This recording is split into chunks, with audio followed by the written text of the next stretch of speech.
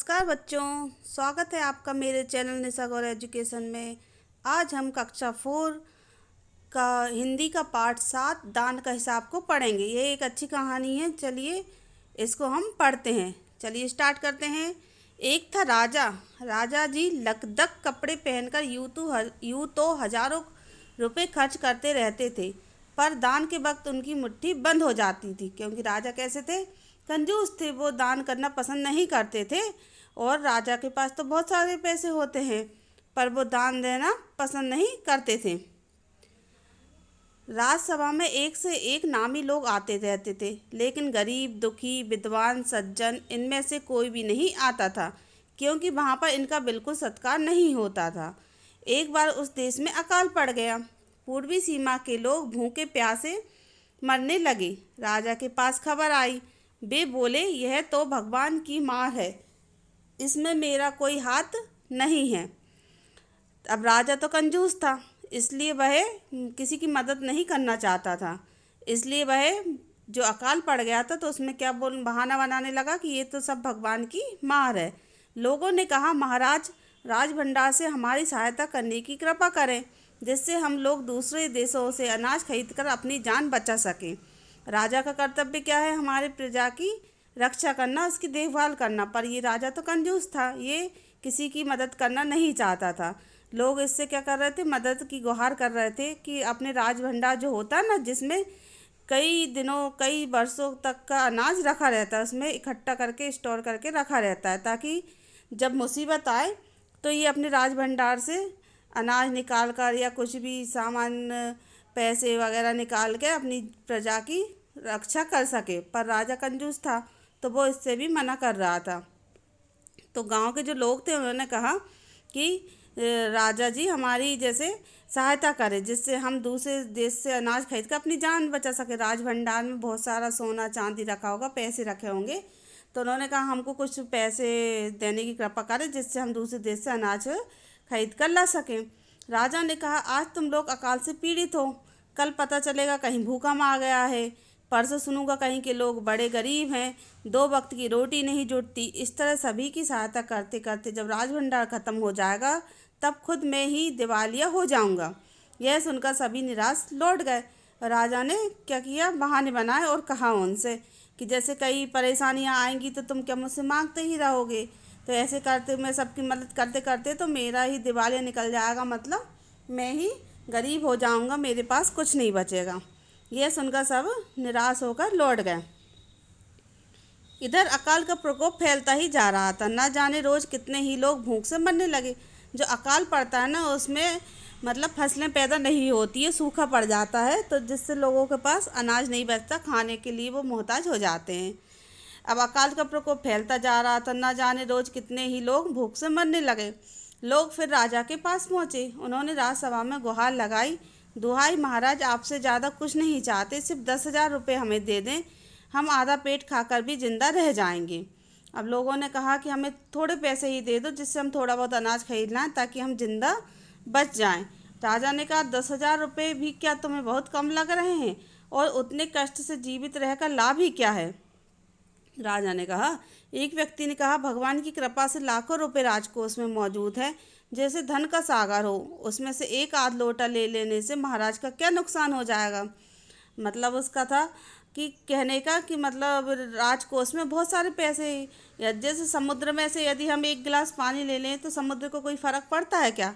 उसी तरह राजकोष में से यदि थोड़ा बहुत धन का सागर है, इसमें से थोड़ा बहुत ले लेंगे तो महाराज को क्या नुकसान हो जाएगा? उस गरीब व्यक्ति ने कहा। फिर राजा ने कहा, राजकोष में अधिक धन है तो क्या उसे दोनों हाथों से लुटा दूं? राजा ने कहा। एक अन्य व्यक्ति ने कहा, महल में प्रतिदिन हजारों रुपए इन सुगंधित वस्त्रों, मनोरंजन और महल की सजावट में खर्च होते हैं। यदि इन रुपयों में से ही थोड़ा सा धन जरूरतमंदों को मिल जाए तो उन दुखियों की जान बच जाएगी। यह सुनकर राजा को क्रोध आ गया, क्योंकि राजा तो कुछ देना ही नहीं चाहता था। तो वह गुस्से से बोला, खुद भिखारी होकर मुझे उपदेश दे रहे हो? मेरा रुपया है, मैं चाहे इसे उबाल कर खाऊं चाहे तल कर, मेरी मर्जी। तुम अगर इसी तरह बकवास करोगे तो मुश्किल में पड़ जाओगे, इसलिए इसी वक्त तुम चुपचाप खसक जाओ। उन्होंने जनता से, प्रजा से कह दिया कि तुम यहाँ से खसक जाओ, क्योंकि उनको किसी की भी सीख अच्छी नहीं लगती थी। राजा का क्रोध देखकर लोग वहाँ से चले गए। अब राजा को गुस्सा आ गया तो लोगों ने सोचा राजा कुछ कर न दे, इसलिए वो वहाँ से चले गए। राजा हंसते हुए बोला, छोटे मुंह बड़ी बात, अगर अगर 100-200 रुपये होते तो एक बार सोच भी सकता था। पहरेदारों की खुराक 2-4 दिन कम कर देता और यह रकम पूरी भी हो जाती, मगर 100-200 से इन लोगों का पेट नहीं भरेगा। एकदम 10,000 मांग बैठे। छोटे लोगों के कारण नाक में दम हो गया है, राजा बोला, क्योंकि राजा एक घमंडी भी था और कंजूस भी था। तो वो लोगों पर हंस रहा था कि उन्होंने ऐसा ऐसा मुझसे बोला। यह सुनकर वहाँ उपस्थित लोग हाँ हूँ कह कर रह गए, मगर मन ही मन उन्होंने भी सोचा राजा ने यह ठीक नहीं किया। जरूरतमंदों की सहायता करना तो राजा का कर्तव्य है। 2 दिन बाद न जाने कहाँ से एक बूढ़ा सन्यासी राजसभा में आया। उसने राजा को आशीर्वाद देते हुए कहा, दाता कर्ण महाराज, बड़ी दूर से आपकी प्रसिद्धि सुनकर आया हूँ, सन्यासी की इच्छा भी पूरी कर दें। एक सन्यासी बाबा आया और उन्होंने राजा से क्या कहा, दाता कर्ण महाराज। जो कर्ण था वो कुंती पुत्र था महाभारत में, तो वो क्या बहुत बड़ा दानी था। उससे जो भी मांगते थे वो हमेशा देता था, कभी मना नहीं करता था, इसलिए उसका नाम क्या दानी कर्ण रखा था। तो उन्होंने महाराज को भी कर्ण कहा, दाता कर्ण महाराज, बड़ी दूर से आपकी प्रसिद्धि सुनकर आया हूँ, सन्यासी की इच्छा भी पूरी कर दें।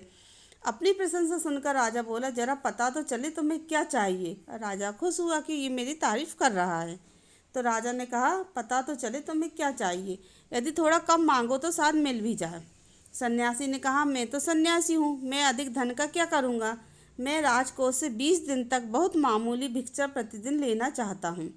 सन्यासी ने क्या कहा, राजकोष से 20 दिन तक मामूली मतलब बहुत कम भिक्षा प्रतिदिन रोज लेना चाहता हूँ। मेरा भिक्षा लेने का नियम इस प्रकार है, मैं पहले दिन जो लेता हूँ दूसरे दिन उसका दुगना, फिर तीसरे दिन उसका दुगना, फिर चौथे दिन तीसरे दिन का दुगना, इसी तरह से प्रतिदिन दुगना लेता जाता हूँ। भिक्षा लेने का यह मेरा तरीका है। मतलब आप समझे, पहले दिन मतलब 1 रुपये लिया, तो दूसरे दिन उसका दुगना मतलब 1 का 2 लिया, फिर तीसरे दिन उसका दुगना मतलब 2 का 4 लिया, ऐसे दुगना दुगना करता जाता था। यह मेरा तरीका है। राजा बोला, तरीका तो समझ गया, मगर पहले दिन कितना लेंगे यही असली बात है। 2-4 रुपयों से पेट भर जाए तो अच्छी बात है, मगर एकदम से 20-50 मांगने लगे तब तो 20 दिन में काफ़ी बड़ी रकम हो जाएगी।